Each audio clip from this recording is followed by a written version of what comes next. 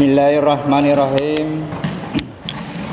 Assalamualaikum warahmatullahi wabarakatuh.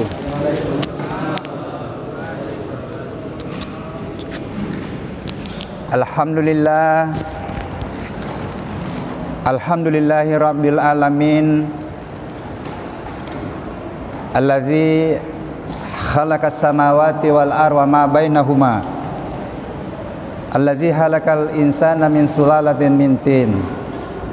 Asyhadu an la ilaha illallah wahdahu la syarikalah wa asyhadu anna Muhammadan abduhu wa rasul la nabiyya ba'dah. Hadirin sidang jemaah tarawih yang insyaallah dimuliakan Allah. Puji dan syukur senantiasa kita panjatkan kehadirat Allah, Tuhan yang menciptakan langit dan bumi ini serta seluruh yang ada di dalamnya, yang menciptakan manusia dari saripati tanah. Salawat dan taslim kita haturkan kepada Nabiullah Muhammad sallallahu alaihi wasallam, Nabi yang seluruh umat Islam sudah pernah membangun komitmen akan menjadikan Rasulullah sebagai contoh, sebagai suri teladan dalam hidup dan kehidupan ini, baik di dalam melakoni peran kehambaan Abdullah maupun di dalam melakoni peran kehalifaan dalam berbagai peran Khalifatullah. Nabi dan Rasul yang membawa Islam sebagai nilai yang dicontoh dan dilatihkan pada umatnya, Islam sebagai rahmatan lil alamin. Hadirin sidang jemaah tarawih yang insyaallah dimuliakan Allah. Manusia hadir di permukaan bumi ini selain sebagai hamba juga sebagai khalifah. Sebagai hamba berkonsekuensi pada melaksanakan amalan-amalan ritual yang sudah dicontohkan oleh Rasulullah. Betapa mulianya salat jamaah, betapa mulianya salat di awal waktu, betapa mulianya salat-salat sunnah. Apalagi kita ini yang sudah berumur, Pak Haji, tambah-tambah sambalu. Tidak cukup hanya salat wajib, bahkan perebutan kita untuk merebut pendekatan adalah perbanyak yang sunat-sunat. Jadi ibu-ibu ya, perbanyak yang sunat-sunat. Dan salah satu salat sunat yang dianjurkan sekali oleh Allah adalah salat tahajud. Wa minal laili fatahajjat bihi nafilatan laka asa an yab'asaka rabbuka maqaman mahmuda. Pada sebagian malam bangunlah, tambah-tambahi salat wajibmu. Laksanakan salat tahajud, niscaya aku akan berikan posisi kemuliaan maqaman mahmuda. Luar biasa. Maupun Rasulullah memberikan contoh di dalam melakoni peran kehalifaan. Mulai dari khalifah, profesi ibu rumah tangga, bapak rumah tangga, sampai presiden. Tidak ada profesi yang tidak mengharapkan adanya kejujuran. Itulah yang membawa Rasulullah menjadi pemimpin yang hebat, ya, yang ditempatkan urutan pertama dari 100 pemimpin dunia, dan tidak akan hadir lagi pemimpin dunia yang sama dengan beliau. Karena dialah manusia termulia yang hadir di permukaan bumi ini sampai dunia ini kiamat, tidak akan hadir lagi. Hadirin sidang jemaah tarawih yang insya Allah dimuliakan Allah. Di dalam melaksanakan peran kehalifaan itu sebenarnya tidak terlepas dari dua hubungan. Berhubungan dengan manusia dan berhubungan dengan alam. Alam lingkungan. Makanya manusia disebut sebagai makhluk sosial, tidak ada yang bisa hidup sendiri. Tetapi manusia juga itu tergantung pada lingkungan. Sehingga itulah tema kita mungkin pada kesempatan ini, ya, ini sudah dibatasi 15 menit, untuk bagaimana menyadarkan diri kita bahwa kita ini tercipta dari unsur lingkungan dan tergantung pada lingkungan. Jadi judulnya manusia sebagai makhluk lingkungan, atau bahasa Bugisnya ekosentris. Ya, yang dikaji di dalam antropologi itu kan hanya spiritual sentris, ya, kemudian egosentris, sosiosentris. Saya tambah satu, ekosentris, bahwa manusia itu tergantung pada lingkungan dan tercipta dari unsur lingkungan. Karena ini luar biasa ini. Kerusakan alam sudah luar biasa, Pak. Makanya sudah susah diprediksi itu hujan. Mestinya datang hujan sebagai berkat, tetapi dia datang sebagai musibah. Dan itu adalah ayat. Pasti aku akan tunjukkan akibat ulamu itu, supaya kembali bertobat. Mohon maaf, ini hadirnya corona juga kan ada kemungkinan juga akibat dari habitatnya itu yang diganggu kan. Habitat awalnya itu kan di hewan. Ya, tetapi ya Allah menunjukkan lagi, saya biasa katakan begini, mungkin saja musibah-musibah yang sifatnya fisik, tanah longsor, likuifaksi itu hadir, belum sampai mengentarkan jiwanya orang untuk kembali bertaubat. Hadirlah yang tidak kelihatan, panik kita semua. Bagaimana tidak takut? Nah, tidak kelihatan ini yang menyerang.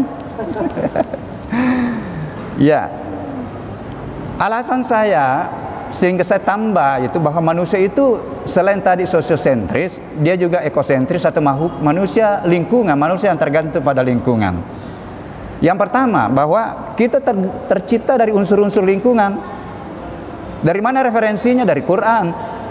Allah menyampaikan, seluruh yang hidup itu aku ciptakan dari air. Wa ja'alna minal ma'i kulla syai'in hayyin.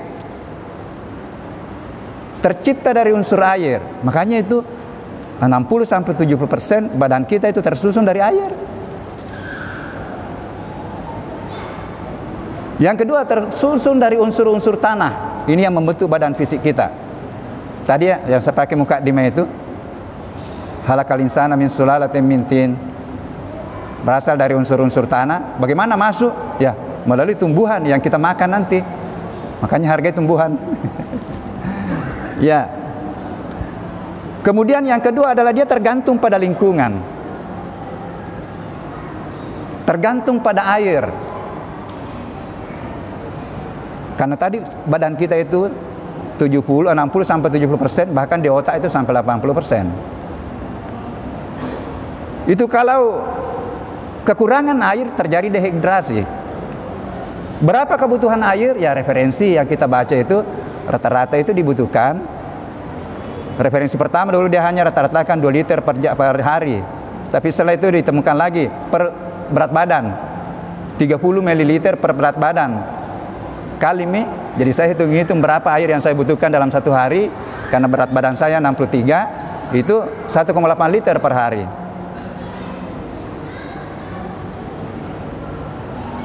Kemudian yang kedua, semuanya kita ini tergantung pada udara. Berapa udara yang kita hirup dalam 1 menit? Nah ini, itu rupanya referensi yang saya baca ya, itu rupanya 7-8 liter udara per menit. Per menit, bayangkan per menit. Berapa itu per hari? Saya coba hitung-hitung itu berhari itu kurang lebih 10 liter per hari udara yang kita hirup. Apa komposisinya udara? 20% itu oksigen. 20% oksigen. Ya, perkalian sederhananya saja 20 kali 10.000 itu berarti kan sekitar 2.000 liter per hari Pak dibutuhkan. Gratis itu. Kalau tidak sakit Ki. Apalagi yang terpapar dengan corona, dipus oksigen dengan berapa liter? Itu ada teman, bukan teman ya, yang karam buku Pusara Energi Ka'bah itu, sampai saat kritisnya itu 40 liter dipus. Alhamdulillah dia selamat.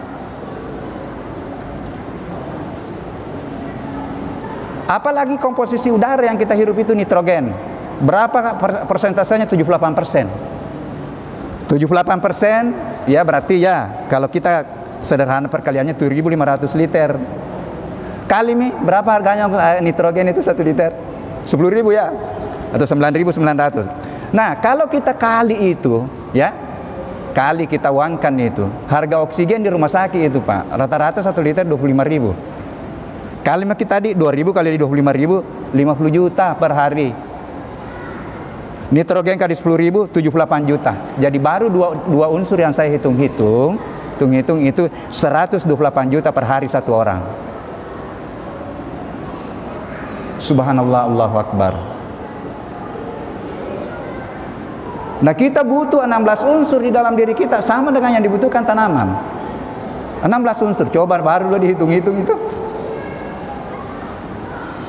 Makanya wa in ta'uddu nikmatallah la tuhsuha. Seandainya kamu hitung-hitung itu nikmat yang aku berikan, tidak mampu kamu hitung. Kalau guru tak Ki Haji Sanusi Baco, dia bilang masolangi nasa ngalah, dia mulai nasa hitung bahasa Bugis ki. Ya, betul itu. Coba yang sudah melaksanakan misalnya transplantasi jantung, berapa miliar dibayar, berapa ratus juta, ini luar biasa. Angka-angka ini saya sajikan. Yang pertama adalah bagaimana membangun kesyukuran kita, atau bagaimana kita bersyukur. Karena orang yang bersyukur nanti itulah jalan untuk mendekat kepada Allah. Jadi ada dua itu, syukur dan sabar.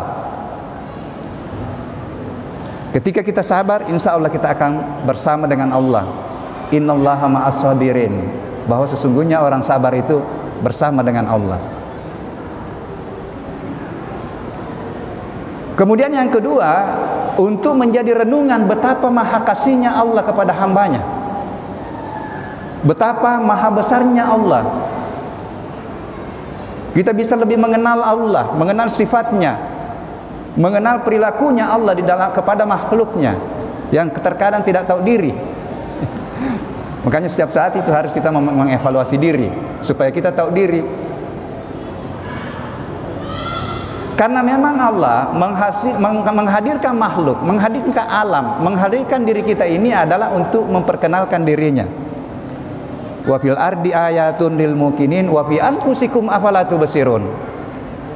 Bahwa di luar dirimu ini, di bumi ini bertebaran ayat-ayatku untuk mengenal aku bagi orang yang beriman. Begitu pula di dalam dirimu. Apakah kamu pernah memikirkan betapa jantung tidak pernah berhenti berdetak? Berapa banyak oksigen yang dibutuhkan untuk berfungsinya paru-paru?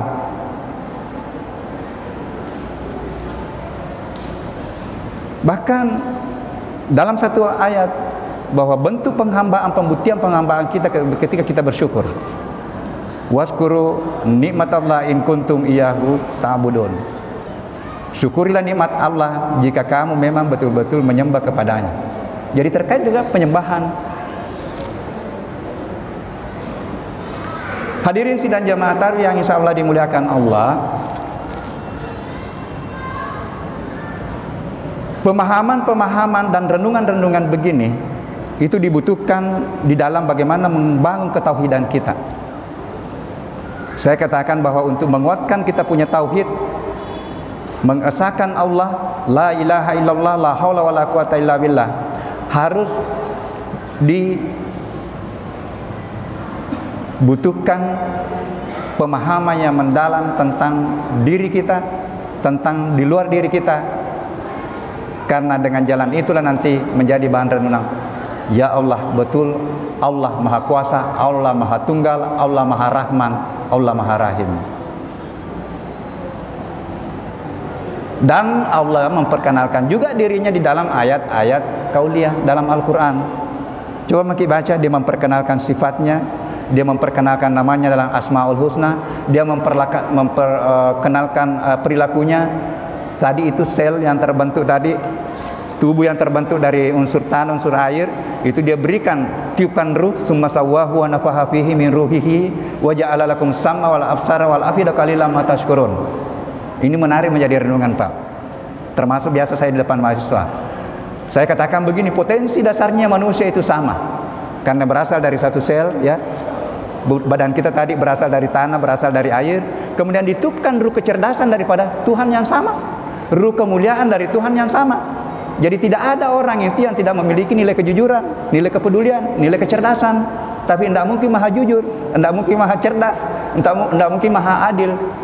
Tetapi mohon maaf, makin banyak nanti sifat-sifat mulia yang diaktualkan dalam kehidupan, mulai dari kehidupan rumah tangga, makin mulialah kita.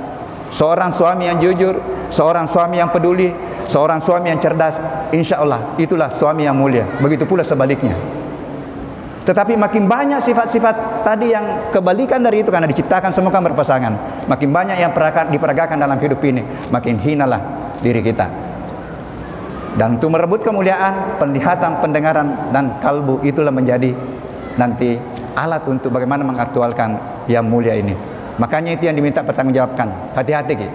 Innas sam'a wal basara wal fuada kullu ulaika kana anhu mas'ula. Yang terakhir tadi sudah disampaikan.